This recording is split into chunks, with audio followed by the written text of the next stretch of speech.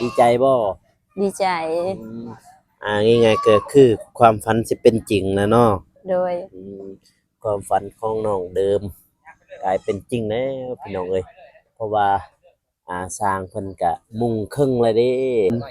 มื้ออื่นน่าจะทันอยู่บ่ยากดอกเฮาก็ญาติเวลาเรื่อยเนาะเฮาก็ใส่ว่าตอนเช้าแต่เช้าพุ่นลูกโอ้แต่เช้าพุ่นบ่แม่นเช้าไปเรื่อยแล้วมานี่ก็เฮ็ดเวียกก็7 8 โมง8 โม อ๋อง เฮาก็พอได้เสริมมาจังซั่นซะ โอ้ ซื้อน้ำมันไป ก็กระตูบนั่นเด้กระตูบมันเดียวกันบ่ แม่น โอ้ จะนอนอยู่หั่นด้วย บ่อยู่หันลักไล่แบะมันนอนโอ้ของแบะ แบะก็บ่หลายดอกโอ้ประมาณน่ะ4โตว เป็นอยู่ กลับมาก็นอนอยู่พี่แหละ นอนอยู่พี่ แม่น นอนอยู่นี่บ่จ๊ะ โดย บัดลูกเมียได้บัดนี้ ลูกเมียนอนบ้าน นอนบ้าน บางทีก็เมื่อบางทีก็นอนเนาะเพราะว่าเฮาก็เขาก็มีภาระหลาย ตัวเนาะมาสัมภาษณ์จากอีกข้าวหนึงเนาะมื้ออื่นสร้างว่าสิลุยต่อบ่สิเฮ็ดต่อบ่ แม่น โอ้ สิมุ่งต่อข้างนี้ เพราะว่ายังขังหนึงเนาะ แม่น อ๋อ อาจจะมันสำเร็จพุ่นแหละ โดยเอาแต่ว่าสร้างว่าลงมือนี่ได้พักจักเทื่อเลย พักมื้อเดียว มื้อเดียว โดย มื้อใดมื้อใด มื้อสลอง โอ้มื้อฉลอง ยอดขึ้นนั่นดิ เอามื้อนั้นบ่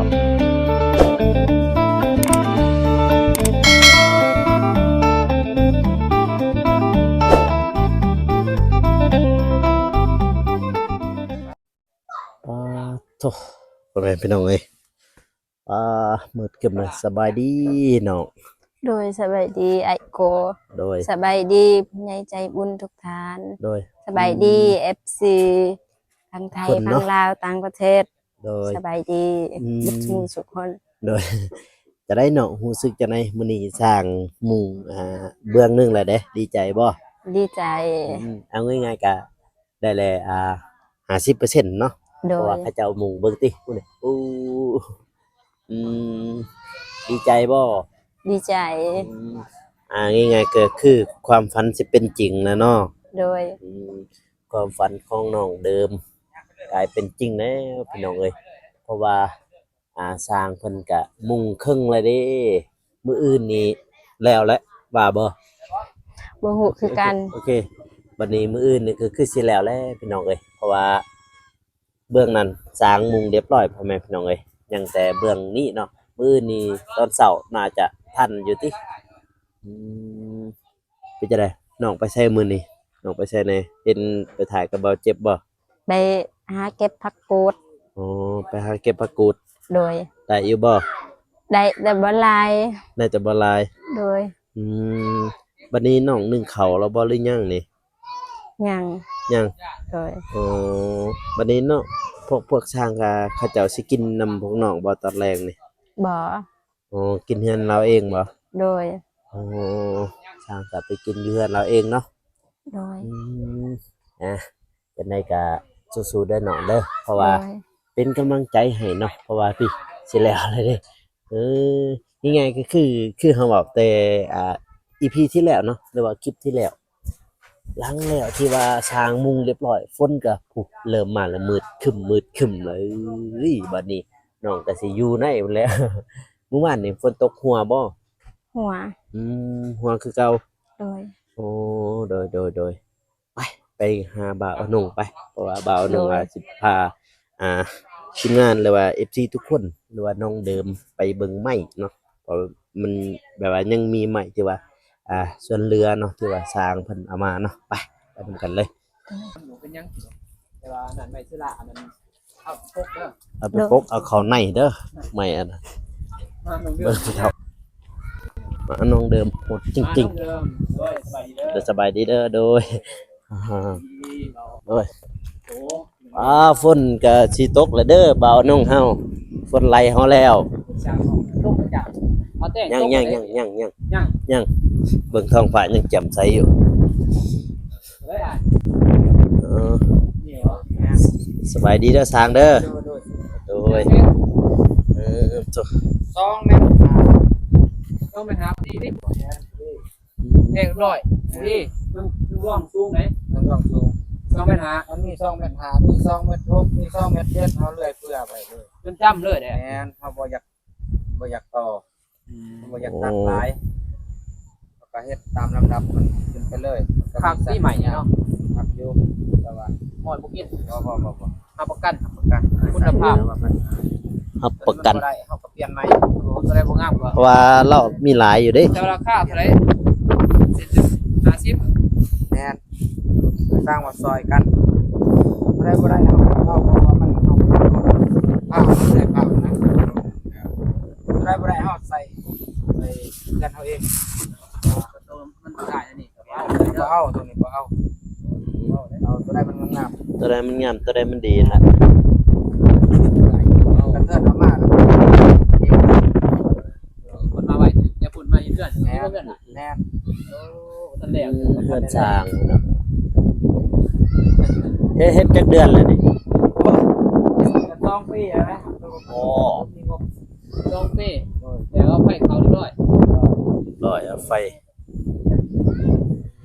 ทีละอย่างเฮาก็รายรับก็บ่ได้รายนำก็มีใช้จ่ายหลาย นี่นะเป็นง่ายๆเด้เดี๋ยวสาร ติดสร้างตัวเดียวบ่เดี๋ยว คนใส่กระบอกตูนี่ดูดกันเลยไม่2ตัว นั่นบ่ ดูด โอ้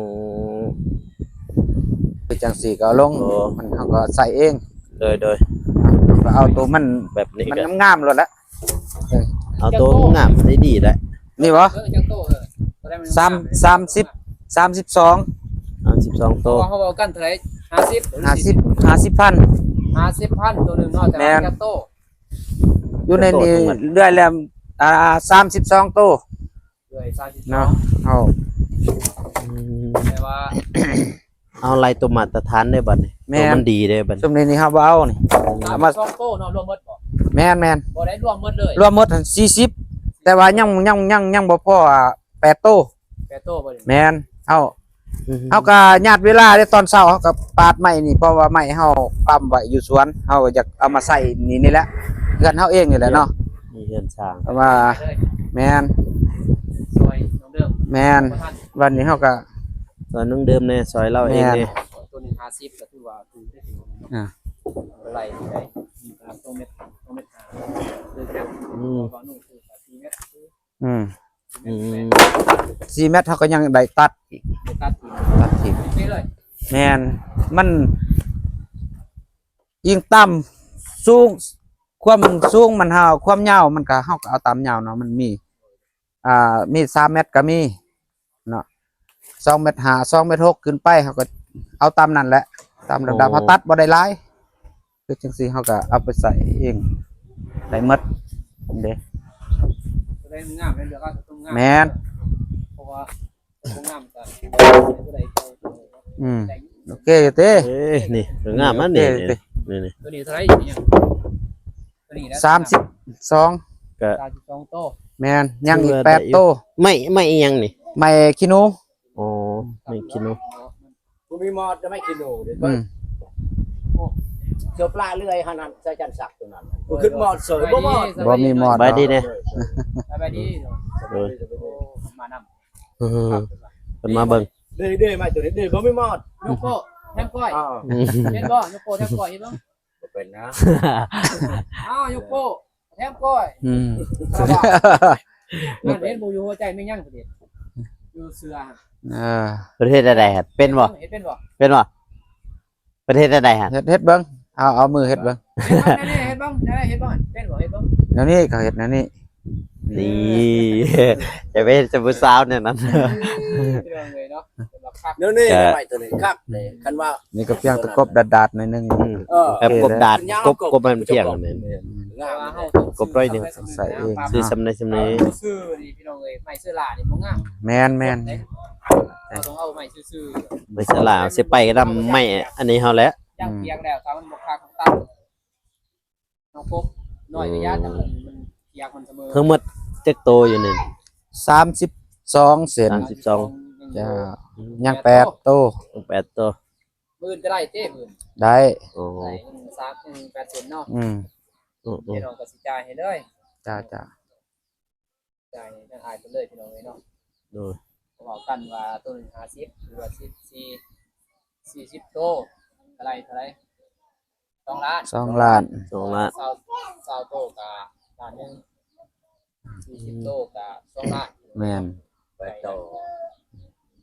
รวม40เลยบ่น่ะ รวมเลยยัง8โตเพิ่นสิมาเลื่อยให้เด้อ มื้ออื่น มาอีก มื้ออื่นน่าจะทันอยู่ บ่ยากดอกเฮาก็ญาติเวลาเรื่อยเนาะ โดย เฮาก็ใส่ว่าให้ นี่ตอนเช้าแต่เช้าพุ่นลูก โอ้แต่เช้าพุ่นบ่ แม่น เช้าไปเรื่อยแล้วมานี่ก็เฮ็ดเวียกก็7 8โมง8โม โอ้ ง เฮาก็พอได้เสริมมาจังซั่นซะ โอ้ บ่ได้ซื้อน้ำมันไป 7-8 โมง 2 ปีเพิ่นว่าเฮ็ดบ่ทันแล้ว โอ้ ต้อง อยู่บ่อายุ แม่น 2 ปีบ่แล้ว บ่มีหมอดอันว่าจันสักขึ้นหมอด บ่มีหมด นี่หน้าเพิ่นบ่นี่ แม่น โอ้ยจะซักผ้าบ่ตัวนี้ ตัวนี้หน้า หน้า หน้าบ่ สระป้าอยู่ลมพุทธ โอ้มีป้าติอยู่ มีอยู่ โอ้ แต่ก็ มื้อนึงมาสั่งซั่น เอาโลดแล้ว นี่แหละเอื้อนน้องเดิม บ่เป็นหยังสบาย โอ้เบียร์แต่ว่ามากินแบบ ตอนนั้นฮอดพุ่นบ่ แม่นเอาซ้ำเราเฮาล้อมหัวอันแหละ โอ้ อืม กระตูบนั่นเด้กระตูบมันเดียวกันบ่ แม่น โอ้ จะนอนอยู่หั่นด้วย บ่อยู่หันลักไล่แบะมันนอนนอน โอ้ขอกแบะ แบะก็บ่หลายดอก โอ้ ประมาณน่ะ4โตว เยอะมัน แม่น มัดอยู่ เป็นอยู่ กลับมาก็นอนอยู่พี่แหละ นอนอยู่พี่ แม่น นี่บ่จะ โดย บัดลูกเมียได้บัดนี้ ลูกเมียนอนบ้าน นอนบ้าน บางทีก็เมื่อบางทีก็นอนเนาะเพราะว่าเฮาก็เขาก็มีภาระหลาย เออ ทางครอบครัวก็อยู่พุ่นก็มีภาระเอา เออ นี่บ่เจ็บบ่ตูนมาแต่เจ็บเนี่ยคือฟักบ่ เก็บพักบ่ ว่าน้องเดิม น้องเดิมไปเก็บพัก สบายดีเด้อบ่เจ็บก็ สบายดีเด้อสบายดี ไปไสตอนไปตั้งไว้เราจะไปทางไว้ไปทาง ไว้ ไว้น้องสลีบ่ โอ้ไปบ้านน้องซาลี่อีก คำมือเลย คุณค โอ้ ได้ไม่ได้จะเมื่อเท่านั้นเนาะ ำเมื่อทางนั้นเลยบ่ไปแกบ่ผู้ใหญ่เพิ่นเข้าไปนะครับ โอ้ บ่ได้ โดแลมคำเลยเนาะ ทำ คำคือไอ้ก็บ่ไปได้เพราะว่าอันตรายได้รถจักร นี่ก็ถึกทางแดเนาะเพราะฉะนั้นก็ถึกทางเมื่อบ้านเลย ใกล้ๆเติมเลยแต่ไปสบาย ทางตัวนำ อืม เป็นเห็นไป เป็นหยังไปมีหมู่2คนบ่เป็นหยัง ยังญาติได้ตายตายญาติโทษ ญาติ เอาญาติพี่เอาญาติสิ่งที่บ่เห็นแบบออกมาพูดใส่เนาะ แม่นเลยแม่น เอาเดินทางปลอดภัย เดินทางปลอดภัยซะนะ ไป โดย แล้วมันสิคำเจ้า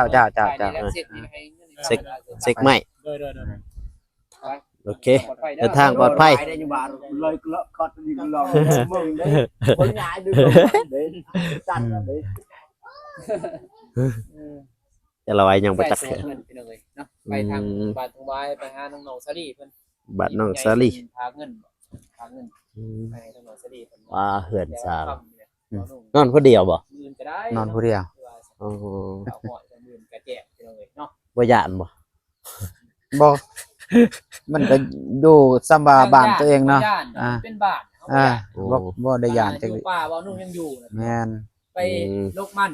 บ่นุ่งอยู่ผู้เดียวได้อ่ะ แม่น โลกมันพูดอยู่ตารางผู้เจ้า โอ้โห คู่คน อยู่คอยสะเบิงคนไหน แม่นโอ้โห ผู้เดียวเลย ไกลตรงนี้ นอนผู้เดียวอีกเบื้องนั้นคนใต้นะคนใต้ตายเลยนอนเลยตายเลย แม่น แต่เนี่ยก็เห็นทันทีทันเมื่อหน่อยแหละเพื่อนยังเป็น อ๋อ ไอ้น้องนอนเซยนี่ยังนะ เฮาก็บ่ไปรบกวนลบหลู่แล้วเนาะเฮาก็เราก็อยู่ส่วนตัวเราเฮาก็ บัดนี้ไม่เนี่ยจะเอาลงบ่เลยสิไปอยู่นี่ไม่ บ่สิคันว่าเว้าน้องจ่ายเงินแล้วเฮาก็สิไปลงอยู่พุ่น ไปลงอยู่คุณแล้ววันนี้ แม่น เอาไปลงไปเลย ลง ไปเฮือน คุณก็ได้ น้องดื่มเลย ฮะ ตกบ่ว่าไกลๆนี่นะ ใจเย็นเลยตรงนี้เนาะ แต่อยู่เมองนั้นแหละก็เพราะว่าฮอดที่หรือว่าฮอดเพื่อนบ่าวฮอดเพื่อนน้องเดิมแหละอยู่หั่น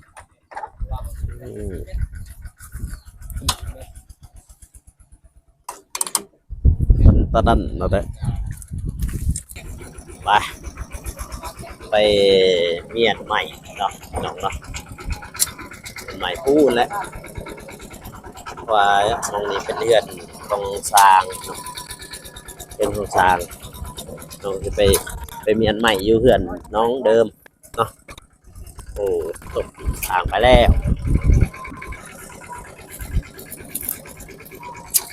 เอาไหมมาแล้วพี่น้องไหมของน้องเดิม เป็นที่ว่าสร้างไปเรื่อยเองเนาะ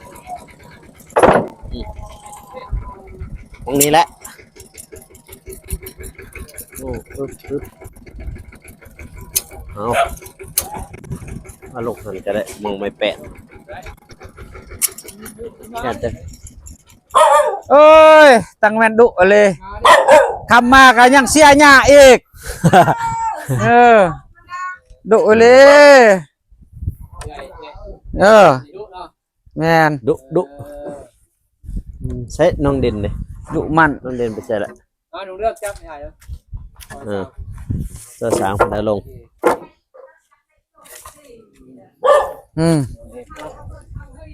นั่นบดบ่เหี่ยวดอก ลูกสาวเดียว นี่เบาว่านุ่งละซอย เมียนปะในสบายเฮากบมันจังบ่เกะกะ ยันในไว้ดี คักไม่แห้งดี งามอยู่งามอยู่ แต่ใส่ ไม่นี่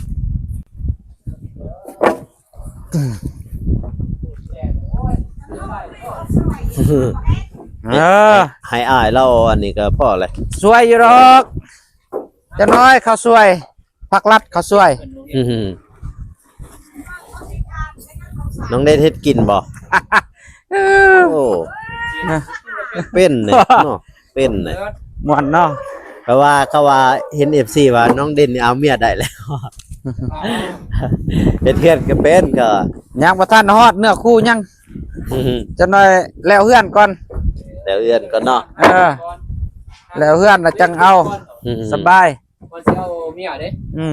เอาเมียแล้วรู้จักน้ำนุ่มรู้จักแค่ หูจักความทุกข์แหละกันว่าสร้างครอบครัวนี่ อืม แต่ว่ายังบ่ทันมีครอบครัวเนี่ยอยู่สบายเลยอยากกินก็อยากได้ก็หาถ้ามีครอบครัวแล้วไว้จะบ่ไปหาก็บ่ได้ มีอะไรตีเด้ แม่นถึกคือลุงละว่า อืม บ่ลากเรือบ่ได้กิน บ่ได้กินได้เด้อมันบ่หานี่นับอยู่บ่ลองนับเบิ่งหน่อยดู นับแล้วเรียบร้อย ครบรถเสื้อสางนะ เออ อ๋อนอนได้บ่นี่ สั่ง แม่นบ่ ดุสั่ง เสื้อสางหรอกเพราะว่าสางเฮามันมาตรฐานอยู่แล้ว สร้างมาตรฐาน นับเด้เขาก็นับ เป็นหยังดอกบ่อันนั้นดอก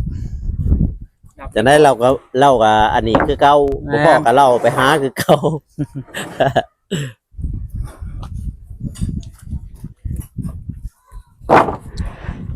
ฮะ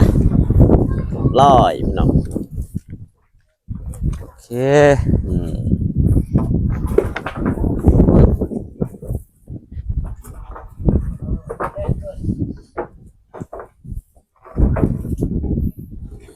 เกินที่ เรียบร้อยเนาะ เรียบร้อยบัดนี้ มีแต่ยังเซ็นแปด ยัง8โต เออเออ มื้อ ได้ มือได้ มื้อบ่มื้อได้อยู่ แล้วแต่สร้างแล้ว ได้ สร้างมาได้มือก็ได้ ได้เนาะ ได้ สามว่าได้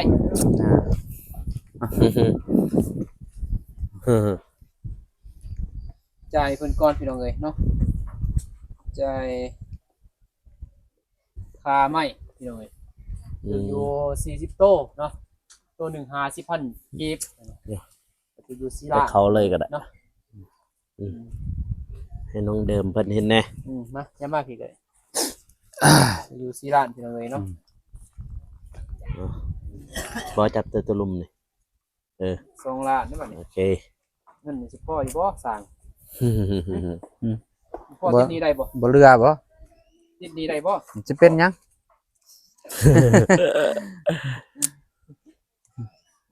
หยอกเพิ่นเด้อพี่น้องเอ้ยเนาะ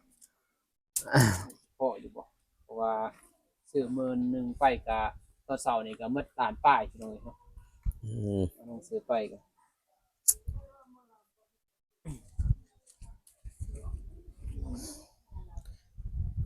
ค่าใหม่เนาะเงินค่าใหม่ ส่งแล้วนับเบิ่งไปนับก่อน1 นี่แล้วยังล้านหนึงนี่ล้านป้าย อืม ล้านป้ายนี่แล้วเนี่ย สี่ห้าหก เดิม 7 แสนอันน่ะจับเบิ่ง 700,000บ่ แม่น นับพอดึงดึงหนีเด้ ดึงออกมา ดึงซื้อ ใส่ หนึ่ ด้าน งสอง ประณ สาม ดึงใส่ สี่ห้า โอ้ ตั้ง หก คือ เจ็ด ตั้ง แปด ชื่อ เก้า เนาะ 10ตัวนี้ ครบบ่ ครบ มีเจ็ดบ่ มี7 โอ้อยู่นี้นี่30เดี๋ยวมันรุดเด้ แม่นบ่ เม็ดหนึ่งสองสามแนวนี่เอ่ะ อืม เออ อ่าขอบใจเด้อ บ่ได้2ล้านบ่ มาขอบใจทั้งอายแหละ โดย โดย สำหรับช่วยกันเรือ โดย เด้อน้องเดิมเด้มีหยังบอกบ่น้องเดิมเด้ ก็ดูดีใจ อืม หลายเพิ่น อืม เรื่องอย่างเงียบ เงียบกิ๊บ มีแต่ยิ้มเนาะ อ่า ยิ้ม บ่ดนดอกจะได้อยู่แหละ น้องเดิมยินบ่สร้างว่าบ่ดนดอกได้อยู่แล้วเนาะ น้องเดิมว่าเสื้อแล้วนะมาตรฐาน มีแต่ยังงบประมาณล้านป้ายเลยเนาะ อืม งบนี่สำล้านป้ายนี่แหละเพราะเฮายังบ่ทันมีตอนนี้ค่าไม้สละนี่น้องไปถามแล้วสละ อืม ตัวหนึงเพิ่นว่า75บ่เพิ่นในคลิปมีพอเรื่องลงเรื่อง ลื่นเลยเนาะ เอาแบบเป็นตับนี่บ่ อ๋อเป็นแผ่นเด้ลายเป็นแผ่น โอ้ 80แผ่นนี่ก็ถึงอยู่5ล้านเท่านั้นในคลิปมีอยู่แต่บ่เอาลงเรื่องเลยเนาะ หน้าเท่าไหร่ ก็บ่ได้จดหยัง ซ้ำกันนี่ ห บ่ น้า15เด้ โอ้หน่อยกว่าเนาะ โดยเพราะว่าตับหนึงมี5แผ่นเนี่ย ทับหนึ่งมี5แผ่น ตัวนี้4ได้ตัวนี้ อืม ตัวนี้ก็3เซนตับหนึงก็3เซน5นะอันนั้นก็3เซน5คือกันแต่5แผ่น อืมมัน มัน เกินกันอยู่หั่นเนาะ 75,000เนาะ แม่น แผ่นหนึง75,000 อืม นี่ไง เนี่ยว่า5แผ่นดิ75 35แม่นบ่ แม่น แล้วก็ตอนนั้นก็70นี่ อืม อยู่3แสนหา แม่น เป็นเอา35นี่35เพราะว่าเพิ่นก็ลดแน่เพิ่นว่า70ตัวนี้ก็แค่นึง70กันเนาะ3แสนหากัน445อันนี้7 8ได้เนาะตัวนี้เนาะ ตัวนี้บ่4แผ่น 8 4 32 8 4 32หากันเนาะ 4แผ่นเด้ 8หาตัวนี้ 85,000 85,000ต่อแผ่นตัวนี้ แม่น ตัวนั้น75 อืม ลื่นกันเลย เนาะ อืม พัน อืม เนี่ยมัน ลื่นกัน อืม มือนี้มีแต่มุมเบิ่งนี่หน่อยเนาะ แม่น ไปรอดพา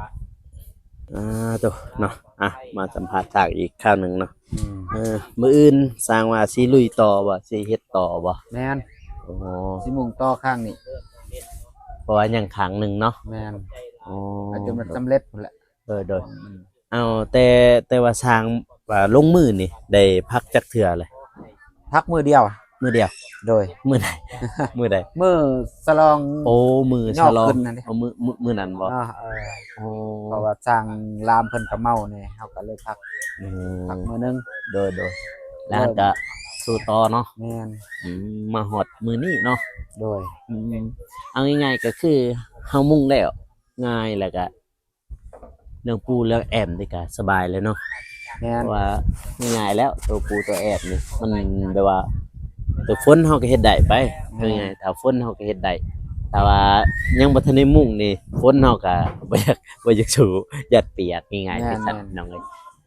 นี่ช่วงนี้มันก็ช่วงยามพ้นเนาะ โดย ลบพ้นลบนี่ลบแดดเฮาก็ได้เลยเด้บัด โดย ทางลุ่มเฮาก็ได้เฮ็ดเต็มเม็ดเต็มหน่วย คันบ่มันลดหอนเลยอยู่ โดย เป็นไซอีกฮะเจ็บหลังไปไซอีก โอ้มาแต่ เจ็บ ฮะ หลังเคยย่าง เออ แล้ว เอ้า คนสุขภาพบ่แข็งแรงเนาะ โดย จังซั่น ขอบใจได้สร้างเลย โดย โดยเนาะนี่แหละเพื่อนของน้องเดิมพี่น้องเอ้ยยังอีกขังเบิ่งหนึงมืออื่นสร้างเพิ่นก็ว่าก็สิสู่ต่อเนาะ ก็สิสืบต่อง่ายๆเนาะเพราะว่านับตีที่เพิ่นเฮ็ดลงมือเฮ็ดหันเพิ่นพักแต่มือเดียวเนาะมือที่ว่าเขาย่อเฮือนนี่เนาะย่อเสานี่มือนั่นแหละเพิ่นพักเพราะว่าอ่าทีมงานเพิ่นได้เมาเนาะง่ายๆเพราะการเจ้าฉลองเนาะง่ายมื้อนั้นหรือว่าเขาเจ้าเอิ้นมาแสดงความยินดีกับน้องเดิมเนาะแล้วก็มาหลังจากนั้นเขาก็สืบต่อมาเฮ็ดฮอดมื้อนี้พี่น้องเอ้ยนี่ฮอดคือที่เห็นนั่นแหละเขามุงแล้วเบื้องหนึงยังเบื้องหนึงถ้าว่าเขาเจ้ามุงแล้วเบื้องเทิงหั่นก็สบายแล้วเพราะว่ายามฝนยามแดดก็เฮ็ดได้เนาะแดดก็เพราะว่ามันยังมีสังกะสีบังให้เฮาเนาะยามฝนก็มีสังกะสีบังให้เฮาแล้วก็แอบแล้วก็มาปูแล้วก็แล้วพี่น้องเอ้ยโอเคพี่น้องเบาโกก็สิขอตัวลาไปก่อนเด้อพ่อแม่พี่น้องเอ้ยเพราะว่าก็ต้องได้กลับบ้านเนาะพุ่นแหละทางบาดบ่าวอนงพุ่นแหละเฮามากับบ่าวอนงและทีมงานเฮา2คนบ่าวเจ็บกับบ่าวตูนเขาก็ไปทางบาดน้องซาลีเนาะพ่อแม่พี่น้องเอ้ยคลิปนี้ก็อย่าลืมฝากกดไลค์กดติดตามเนาะเพื่อเป็นกำลังใจให้บ่าวกูเป็นพระเจ้าปปลาวสำหรับคลิปนี้บ่าวกูขอลาแล้วเจอกัน EP หน้าเด้อพ่อแม่พี่น้องเอ้ย